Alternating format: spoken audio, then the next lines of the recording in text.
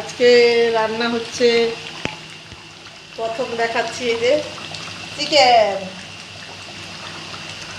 এটা বড়দের চিকেন,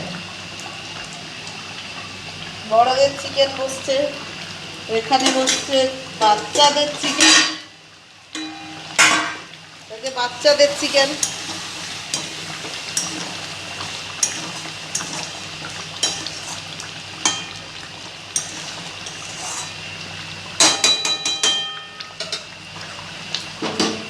আর তার সাথে হয়েছে এই যে কুমড়োর ভাজা,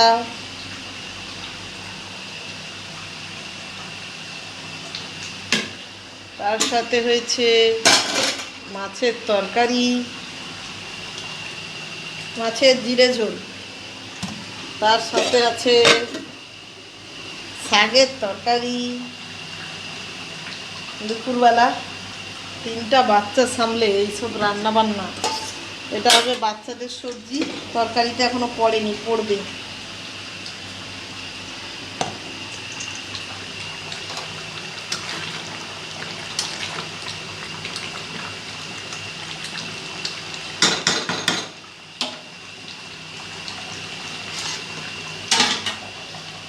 খাবে না?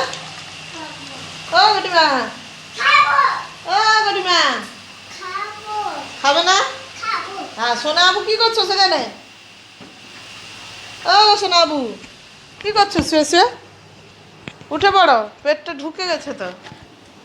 নমস্কার, অরিত্রিয়ান মমে আপনাদের সবাইকে স্বাগত জানিয়ে নতুন আর একটা ভিডিও শুরু করলাম। আর এটা ছিল এই যে মন্দিরে এসছি, এটা দুদিনের মিলে একদিনের দুপুরবেলার ভিডিও ছিল আর একদিনের বিকেলবেলার ভিডিও ছিল। সেদিন ছিল আমাদের শিব মন্দিরের নীল পুজো। ওই যে নীল পুজো হয় না, এই জন্য রাত্রে পুজো দেয়। সেদিন কিন্তু বাড়িতে এত অঘটন ঘটেনি, তার আগে গেছিলাম। এটা বেশ কিছুদিন, এক সপ্তাহর আগে।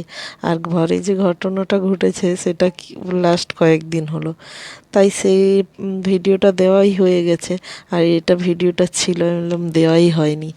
আর এই নীল পুজোর দিন, সেদিন কিন্তু রাত্রি ঠিক 7:30-8টা নাগাদ আমি গেছিলাম ওই মন্দিরে। দেখুন সেদিন রাত্রে, কত রাত্রে বেরিয়ে চলে যাচ্ছি, অত ভয় ডর নেই। আর আজকে এমন একটা বাড়িতে পরিস্থিতি হয়েছে যে ভয়ে ভয়ে থাকতে হচ্ছে সারাক্ষণ।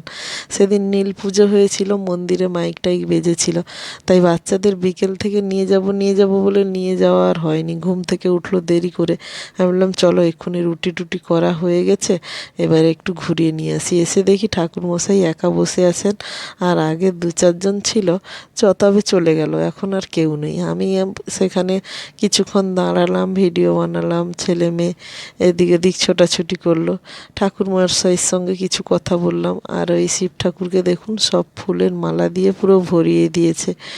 আমি এবার নীলের ব্রত করি না, কিন্তু পুজো টুজো হলে মাঝে মধ্যে আসি। নীলের ব্রত আর আমি করি না। যারা তার উপোস দিয়েছে তারা তার এসে পুজো দিচ্ছে, কিন্তু এসে দাঁড়ালে একটু নিজেকে কেমন কেমন লাগছে যে সবাই পুজো দিয়ে যাচ্ছে, আমি নীলের পুজো করি না। আর বাচ্চাদের নিয়ে এসছি, আর তারা জুতো টুতো পরেও মন্দিরে উঠে যাচ্ছে। আর ঠাকুরমশাই এত ভালো, কিছু বলছেও না। আরও আমাকে বলছে ও কিছু হবে না। ওই যে আমার ঘরের ধারে একজন দিদি এসছে, ওর সঙ্গে কিছুক্ষণ কথা বললাম, ও অঞ্জলি টঞ্জলি দিল। আর ঠাকুরমশাই বলছে ও তো চটি পড়েছে, বাচ্চাদের কিছু এতই হয় না।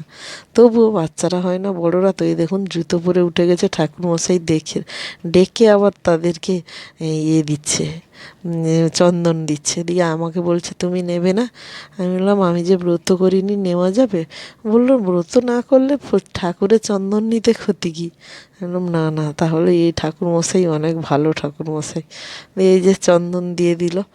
আর বাইরে সবাই মোমবাতি টোমবাতি জ্বালিয়েছিল। এই দেখুন ছবি দেখতে তুলবো বললেই এ দুজন এরকমই করতে থাকে, জিভ বের করে। কটিমার আবার চুল তুলে দেখাতে হচ্ছে।